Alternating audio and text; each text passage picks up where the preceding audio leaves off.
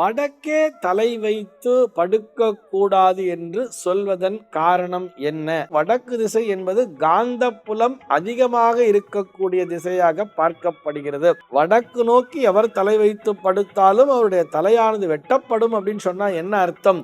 நமக்கு ஏதோ ஒரு பிரச்சனை என்பது சேரும் என்பதுதானே அர்த்தம். அப்படி வடதிசை நோக்கி தலை வைத்து படுப்பவர்களுடைய ஆரோக்கியம் என்பது நிச்சயமாக பாதிக்கப்படும். அர்த்தமுள்ள ஆன்மீகம் பகுதியில் உங்கள் அனைவரையும் சந்திப்பதில் மிக்க மகிழ்ச்சி.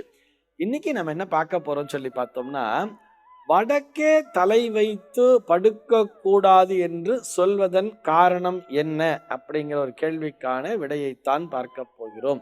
இது நம்ம நிறைய விதம், அதாவது புராண ரீதியாகவும் நாம் பார்க்கலாம், அதே மாதிரி நம்ம அறிவியல் ரீதியாகவும் பார்க்கலாம்.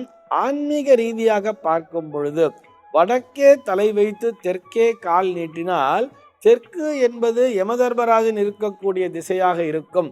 யமதர்மராஜரை நோக்கி நாம் காலை நீட்டினால் அவருடைய கோபத்திற்கு ஆளாக நேரிடும். ஆக வடக்கே தலை வைத்து படுக்க கூடாது என்பது போல பெரியவர்கள் சொல்லி வைத்திருப்பார்கள்.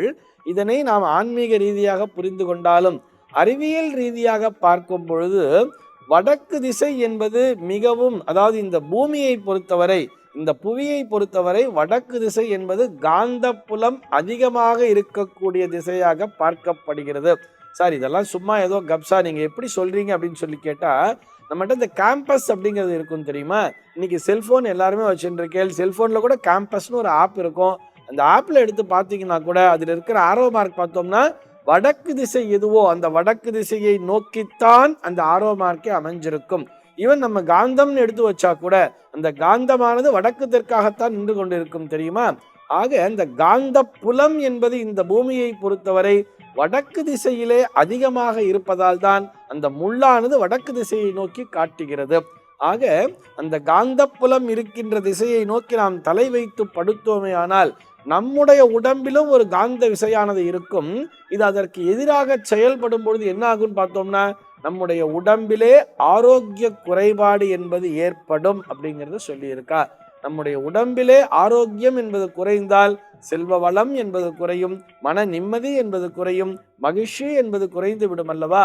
அதனாலதான் வடக்கு திசையை நோக்கி தலை வைத்து படுக்க கூடாது அப்படிங்கிறத மிகவும் வலியுறுத்தி சொல்லி இருக்கிறார்கள்.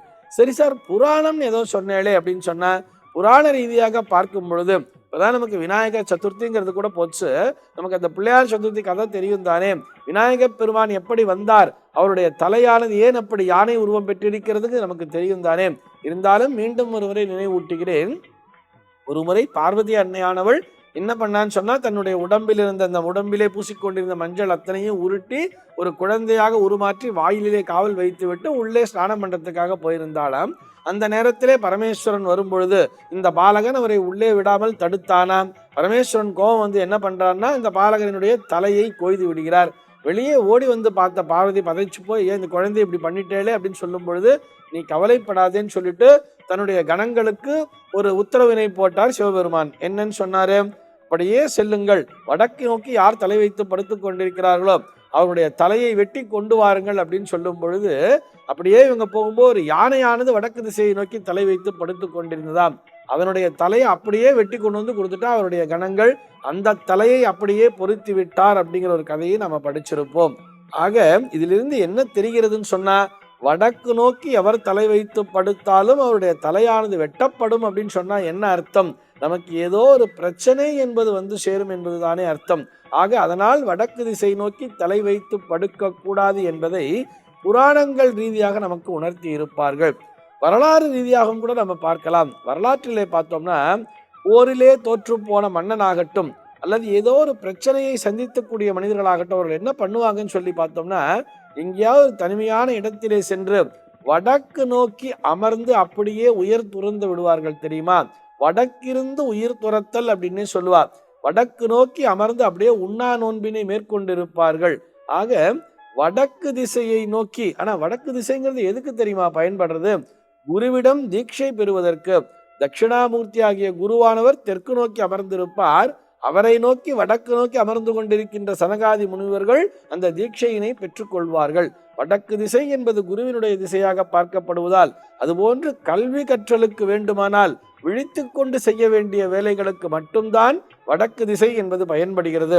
அதே நேரத்திலே உறக்கம் என்று வரும்பொழுது நிச்சயமாக வடக்கு திசை நோக்கி தலை வைத்து படுக்கக்கூடாது. அப்படி வடதிசை நோக்கி தலை வைத்து படுப்பவர்களுடைய ஆரோக்கியம் என்பது நிச்சயமாக பாதிக்கப்படும். சர்வே ஜனாஹ சுகினோ பவந்து.